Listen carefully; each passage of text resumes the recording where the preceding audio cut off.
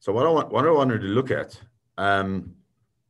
is this beautiful kliyakar that I happen to find, because the kliyakar wants to understand. I spoke a little bit about it yesterday, the shir that I gave. The kliyakar wants to understand the order in which the Torah presents some of the kalim. So when we look at the order of the kalim, so it starts off with the aron, and all of these things are made out of similar materials. So the aron is made out of asu aron atzei shitim. It's made with this atzei shitim, and it gives its measurements. Amatayim arkov ama v'chetzi rachbo v'ama v'chetzi komato.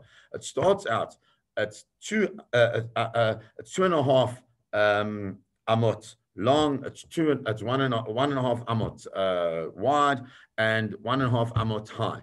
So you already see that there's something about the halves in that. When we go next and we look at the shulchan, so the shulchan is has also got its own measurements, but those measurements, where it says asita shulchan atzei shitim, also amatayim arka v'amarachba. It's two amot long and 2 amot wide, and it's 1.5 amot. So it's clear that there is an issue in the brokenness of the amot. That when it comes to the aron, all of them are broken. Chazal said the reason why all the different measurements are broken, because when it comes to the aron, which is representative of our spiritual growth and our Torah learning, no matter where we look, we're always incomplete. When it comes to the shulchan, we spoke about it already yesterday, that there is a need for a certain level of histapkut, of enoughness.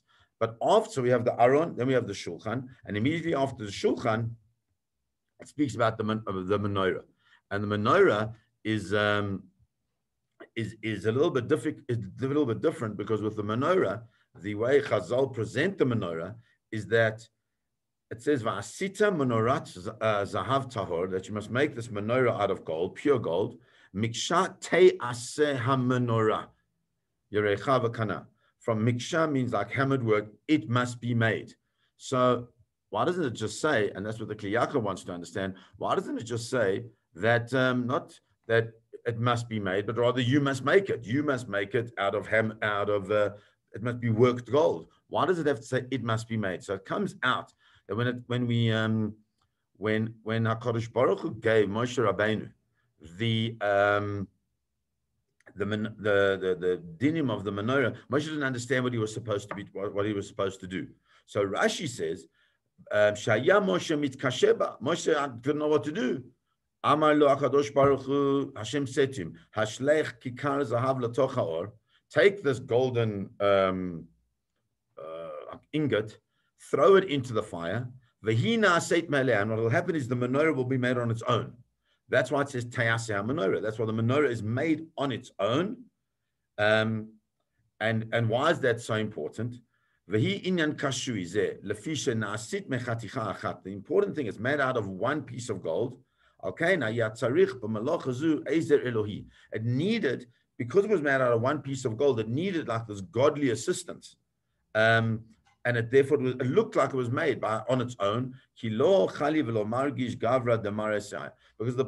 he had no clue how to do it on his. How do you make something so intricate out of one piece of gold? So HaKadosh Baruch Hu has to play a role in that. And then says the kliyakar that we need to see there's a certain process that is happening in the fact that the Torah presents these three kalim in the way that it presents these three kalim. Normally, we would understand that the aron, which holds the Torah, is fundamentally important. We can then understand the shulchan, which represents, so the Torah represents our spirituality, the shulchan represents our physical wealth, and the menorah. The menorah is difficult because where does the menorah fit in all? That's also representative of Torah. So comes along the kliyakar and he says the following: that these parashot, these three things of the three different kalim, come together. Why? Because what they're really doing is showing that the holistic human being. Ki ha'aron nizkar tchila. What is why? Because lefishu madrichet ha'adam lavo lidei shlemuto. Why is it, as we said, that the whole purpose of the aron in the broken pieces of the aron was to show that we always have growth. So the process of the aron coming first is to show us that And we need to work on ourselves on every single level.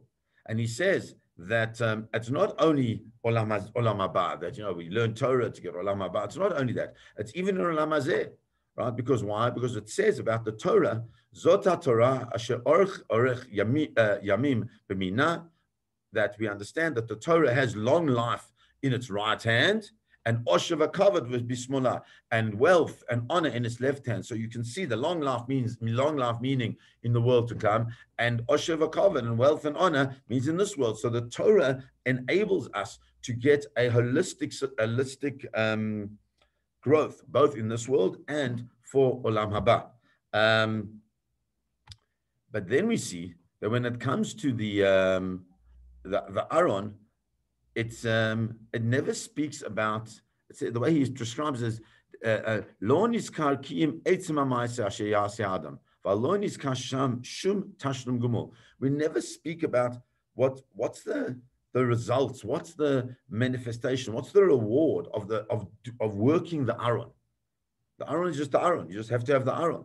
So he says there, the reason is that you'll look in the parsha of the Aaron, that there's every single letter. It's amazing. Now, who counts the letters? But yeah, says the Kli Yakar, every single letter in the Aleph Beis exists in the parsha that speaks about the creation of the Aaron. Every letter, except for one. What is that letter? The word Gimel. Why does it not have the word Gimel? Because the word Gimel, like Gimilut Chasadim, the doing of good deeds. The Gimel means to something to pay back. In this context, he says there's a remez. Why shelo yilmod Torah l'shem tashlum gumul, that a person shouldn't learn Torah for any type of benefit whatsoever. Ella, rather Torah emet yeh befiv. The only reason that one should learn Torah is so that one should have Torah's emes befiv, that we are able to have the words of Torah, the words of Hashem, the truth of the world sitting on our lips.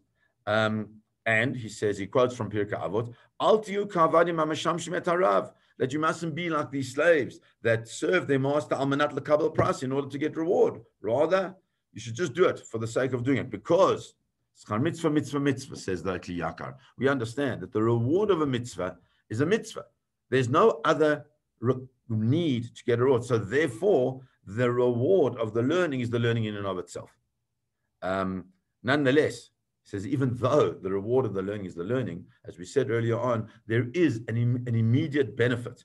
An immediate benefit is the growth, spiritually, physically, emotionally. Every type of growth that one could possibly imagine sits within the learning of Torah, and that's why it's so important for us.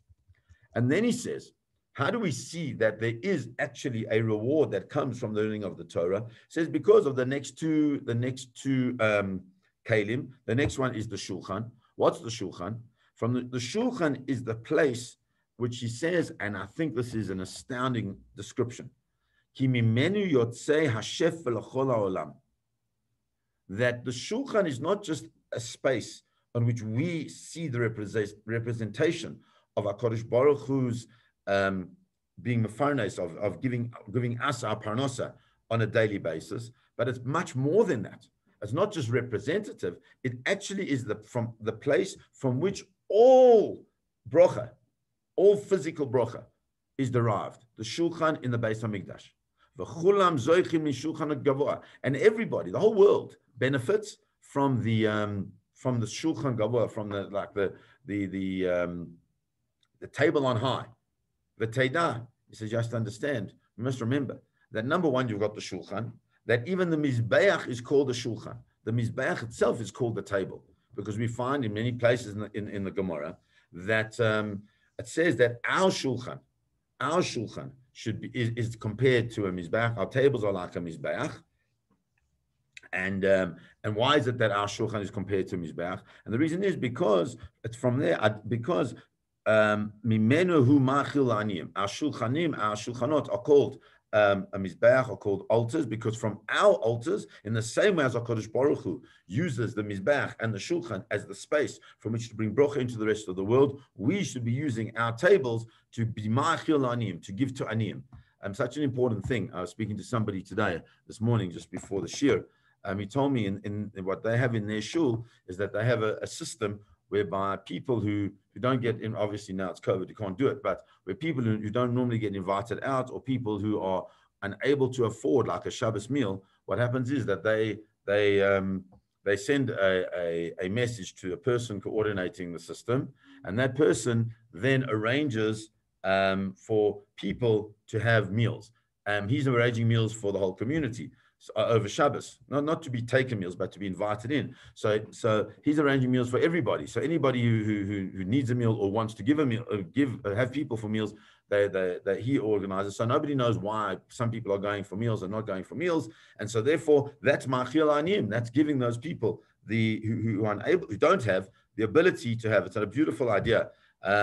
It's a much smaller community, so it's easier to put into play, but it would be a lovely thing to think about to put into our community. But anyway, because it's ma'achil aniyim, because we give to the aniyim, v'hu machaper, therefore it becomes an atonement for us, because that's what the Mizbeach comes to do, and the Shulchan comes to do. So why is the Shulchan, if that's the case, if it's coming as this place of kapora, why is it made out of gold? The Shulchan of gold is the Shulchan of everybody. The reason why it's made out of gold is because it represents everybody's wealth. Because everybody, the whole world, that's what he seems to imply, eats in the merit of the lechem hapanim. The lechem hapanim, those special showbreads that were put onto the shulchan, shenotnim lakohanim derech tzedakah, that are given to the kohanim as in a process of tzedakah, because that's what happens. The kohanim are the ones that get all the different loaves, and then he says, "Av ulai." Maybe you can say, "Ba'avur ze nechlechu levav chalot hamaracha achat." That it might, maybe you can say that's the reason why the shulchan is divided into two sections of 6. Why? Because because Chazal tell us in the Gemara in Baba Basra that a person who gives a pruta, who gives even the smallest amount of tzedakah to a poor person, mitbarech bavav brachot, is blessed with 6 brachas. 6 brachas, the 6 loaves that are sitting in the shulchan. So the shulchan contains all these different representations. And after the shulchan, then comes the next issue. And the next issue, the next thing, and the next reward. And the reward is the menorah. Why? So says the Kli Yakar, that the zechut of the menorah is the schar ruchani l'olam haba. The zechut of the menorah is the spiritual reward in olam haba.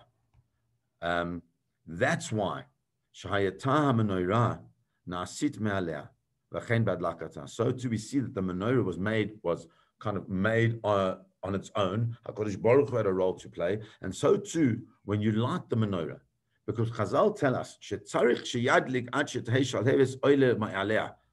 He says that Chazal tell us that when the Kohen goes to light the menorah, he has to keep lighting it until what? Until the flame starts to rise on its own. So why is that so important? So HaKadosh Baruch Hu's thing is that we need to grow, and we need to grow to a point to what? Till we are able to be oile me'aleh, that we can grow on our own. We need to start feeding ourselves of the spirituality of the world until such point as we are able to pull in that growth on our own. In the same way that the menorah is made, so to speak, on its own, and the fact that the flame eventually gets to the point where it's able to draw on its own, so too when we do our mitzvot, when we learn our Torah, when we grow in our spiritual world, there's a certain point where we're able to carry on our own by continuing to feed off the fuel, so to speak, of that spirituality. And that's really why these 3 things come together. The 3 things, firstly the Aron, and then the shulchan, and then the menorah come together, because that's the holistic experience of the human being, an experience both of physical and spiritual growth, an experience of understanding that everything ultimately comes from the single source that is the fuel of Torah and mitzvot of the Ribono Shel Olam. Have a beautiful day, everybody. Lovely to see everybody. Please God, we should continue to grow.